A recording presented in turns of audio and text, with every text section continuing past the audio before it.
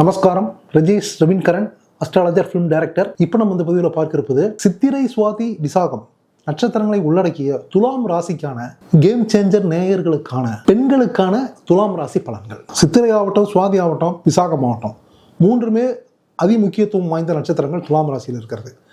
சித்திரை செவ்வாயோட நட்சத்திர சாரம், சுவாதி ராகு பகவானுடைய நட்சத்திர சாரம், விசாகம் குரு பகவானுடைய நட்சத்திர சாரம். இது ஏன் இந்த மூணையும் பர்டிகுலரா பாயிண்ட் அவுட் பண்ணி தனித்தனியாக சொல்றேன் அப்படின்னாக்கா, உங்கள் ராசிக்கு கலத்திரகாரகன் என்று சொல்லக்கூடியவர் 7 கூடிய செவ்வாய் பகவான்.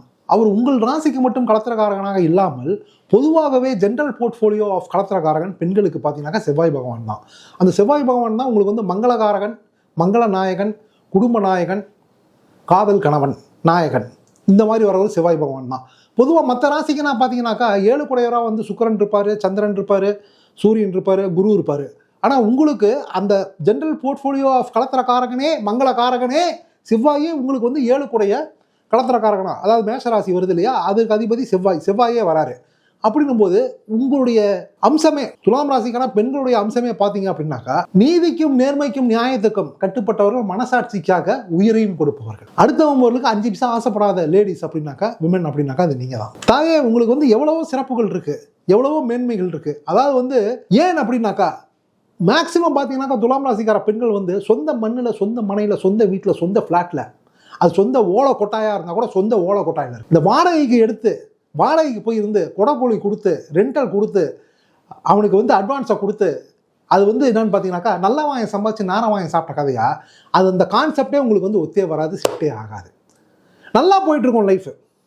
அப்படி வாடகை தான் இருக்கணுன்ற நிலைமை வந்ததுனாக்கா லீஸு கெடு, ஒத்திக்கெடு அப்படின்னு தான் நீங்கள் உங்கள் வீட்டுக்காரர்கிட்ட சொல்லுவீங்க. வீட்டுக்காரன் பார்த்தீங்க அப்படின்னாக்கா நல்ல வீட்டுக்காரன், நல்ல கணவனே, மணாலனே மங்கையின் பாக்கியம் அப்படின்ற மாதிரி, கணவனே கண்கண்டதைன்ற மாதிரி நல்ல ஒரு வீட்டுக்காரனே உங்களுக்கு அமைஞ்சிருப்பான்.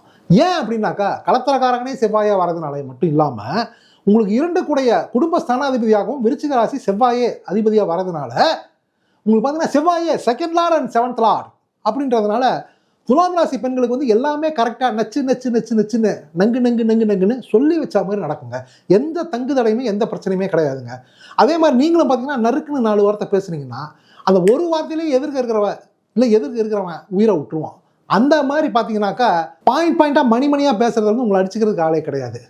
அதாவது நீதி வழங்கக்கூடிய இடத்துல, தீர்ப்பு சொல்லக்கூடிய இடத்துல தான் எப்பவுமே துலாம் ராசிக்கார பெண்கள் இருப்பீங்க. 4 பேர்த்துக்கு உதவுற இடத்துல தான் நீங்கள் எப்பவுமே இருப்பீங்க. அப்படிப்பட்ட உங்களுக்கு இப்போ நடக்கிற சந்தர்ப்பங்கள், சூழ்நிலைகள் பார்த்தீங்க அப்படின்னாக்கா, 6ஆம் இடத்துல சனி பகவான் ஓகே, 5ஆம் இடத்துல ராகு பகவான், அதுதான் நாட்டு ஓகே. அதே மாதிரி 9ஆம் இடத்துல குரு பகவான் அங்கேருந்து உங்கள் ராசியவே பார்த்துடுறாரு, 3ஆம் இடத்தை பார்க்குறாரு, 5ஆம் இடத்தை பார்க்குறாரு, 5ஆம் இடத்துல ராகுவையும் பார்த்துடுறாரு. இது ஒரு விதத்தில் ஓகே தானே சார் அப்படின்னாக்கா, இது ஒரு விதத்தில் அன்கம்ஃபர்டபுள் ஓகே. அதே மாதிரி 11ஆம் இடத்துல உங்கள் ராசிக்கு நீங்கள் சரராசி பாதகாதிபதியான சிம்மத்தில் கேது பகவான் இருக்காரு. இப்போ புரிஞ்சுதுங்களா அந்த ஈக்குவேஷனு? இது என்ன மாதிரி ஒரு காம்பினேஷன் அரித்மேட்டிக்ஸ் அப்படின்னு பார்த்தீங்கன்னாக்கா, பெண்களே, சகோதரிகளே, அம்சமான அதிரூபவதியான அடங்கா பெண்டிரை கொண்டவனும் கெட்டான், மேன்பட்டான், அருகங்கட்டை உழுதவனும் கெட்டான். என்னங்க இது அம்சமான அதிரூபவதியான அடங்கா பெண்டிரை அப்படின்னாக்கா, அதாவது துலாம் ராசிக்கார பெண்களே பார்த்தீங்கன்னாக்கா, அந்த தராசே உங்களுடைய சின்னமாக வரதுனால உங்களுடைய மனசில் ஒளிவு மறைவு கள்ளங்கப்படம் எதுவும் இல்லாதனால எப்பவுமே நீங்கள் பார்த்தீங்கன்னாக்கா அகத்தின் அழகு முகத்தில் தெரியும் அப்படின்னு சொல்லுவாங்க இல்லையா. நீங்கள் பார்த்தீங்கன்னாக்கா அந்த குனிஞ்சத்தால் நிமிராமல் நீங்கள் நடந்துக்கிட்டு இருப்பீங்க. வெளியே போகும்போது வரும்போது பார்த்தீங்கன்னாக்கா மேக்சிமம் நீங்கள் சேரீ தான் போடுவீங்க, சேலை தான் கட்டுவீங்க. தமிழரின் பாரம்பரிய உடையான அந்த சேலையவே அணிகிறதுல நீங்கள் ரொம்ப விருப்பப்படுவீங்க, எல்லாம் செய்வீங்க. கரெக்டு. மிஞ்சி போச்சுன்னா, மீறி போச்சுனாக்கா ஒரு சுடிதார் போடுவீங்க. மற்றபடி இந்த மாடர்ன் ட்ரெஸ் போடுறது, அது போடுறது, இது போடுறது, அதெல்லாம் உங்களுக்கு செட்டே ஆகாது. அவ்வளவு ஒரு குடும்ப குத்துவிளக்காக ஒரு கருப்பு கரசியாக இருந்துகிட்டு இருக்க இந்த நேரத்தில், இப்படி போயிட்டு இருக்க நேரத்தில் பார்த்தீங்கன்னா உங்கள் வீட்டில் உங்களுடைய டாமினேஷன் எப்பவுமே அதிகமாக இருக்கும். ஏன்னா உங்களுக்கு 7 கூடையவரும் 2 கூடையவருமே செவ்வாய் பகவானாக வந்துடுறதுனால வர வீட்டுக்காரர் பார்த்தீங்கன்னாக்கா நீங்கள் கிழிச்ச கோட்டை தாண்ட மாட்டார். ஆடுறாராமா கேஸ் தான். நீங்கள் என்ன சொன்னாலும் அதுக்கு ஆமாஞ்சாமி போட்டுவார், ஜிங்சாக் அடிச்சுவார். அப்படிப்பட்ட உங்களுக்கு இந்த மாதிரி போயிட்டு இருக்க இந்த நேரத்தில் பார்த்தீங்கன்னாக்கா ஒரு மைண்டு டிஸ்ட்ராக்ஷன், மைண்டு டீவியேஷன். எதனால்?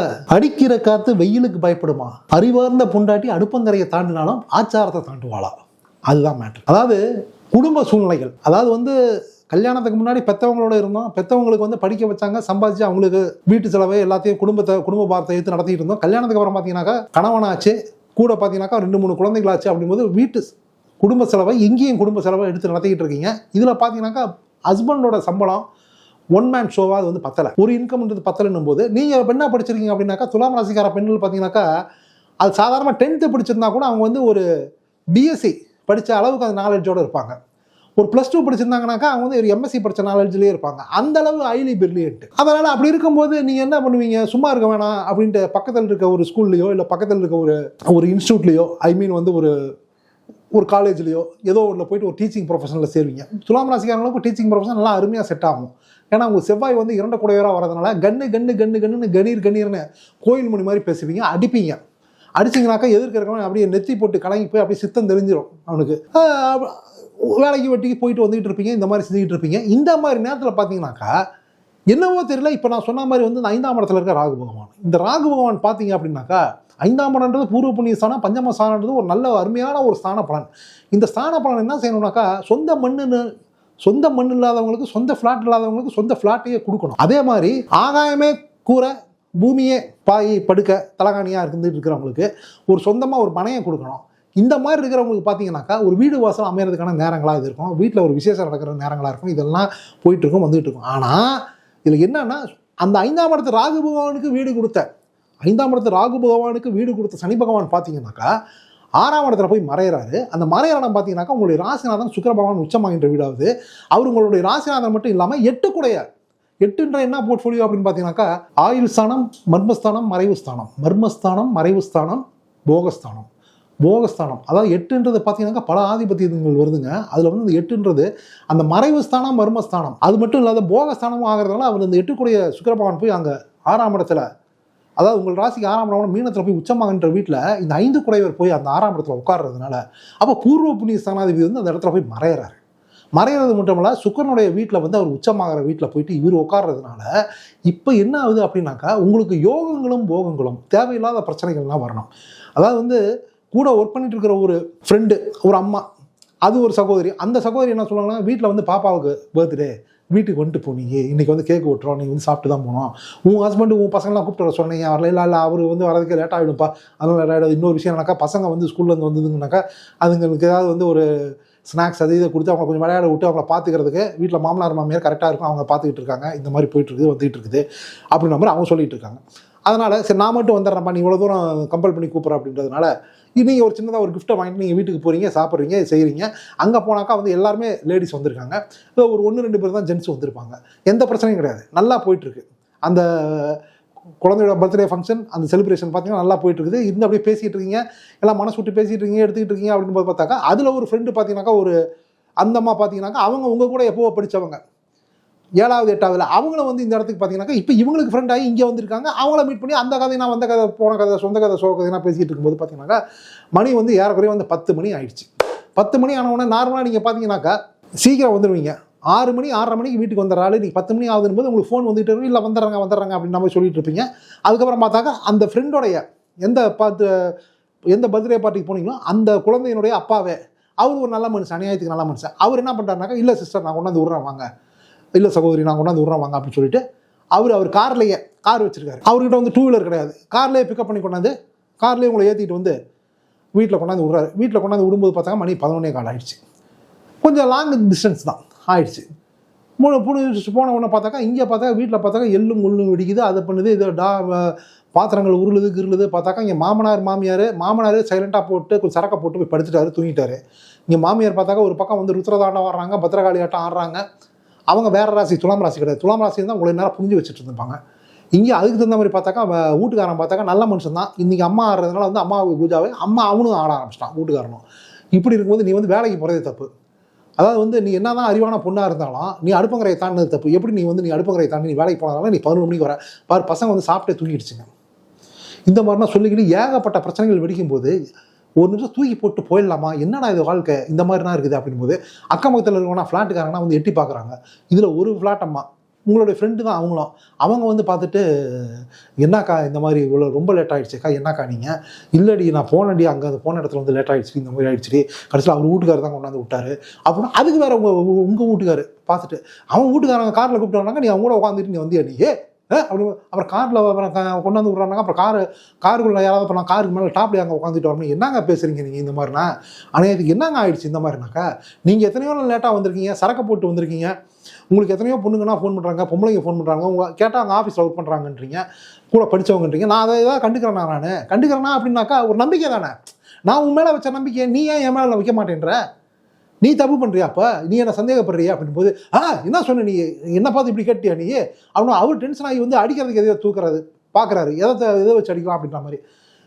சிம்பிளாக சொல்கிறேன், நான் எதுவும் டென்ஷன் ஆகாதீங்க. நீ வந்து தப்பு பண்ண அப்படின்னாக்கா நானும் அப்போ தப்பு பண்ணணும். நல்லா புரிஞ்சுக்கோ, இதுதான் லாஜிக்கு. இப்போ நடந்துக்கிட்டு இருக்க இது ஏன் இந்த மாதிரி நடக்குது, ஏன் இப்படி போகுது அப்படின்னாக்கா சந்தேகம் பட வேண்டிய இடத்தில் பட்டால் விவேகம், பார்வையில் படுவா சந்தேகம் பட வேண்டிய இடத்தில் பட்டால் விவேகம், பார்வையில் படும் அனைத்திலும் பட்டால் வாழ்க்கையின் விகாரம் அப்படின்ற மாதிரி.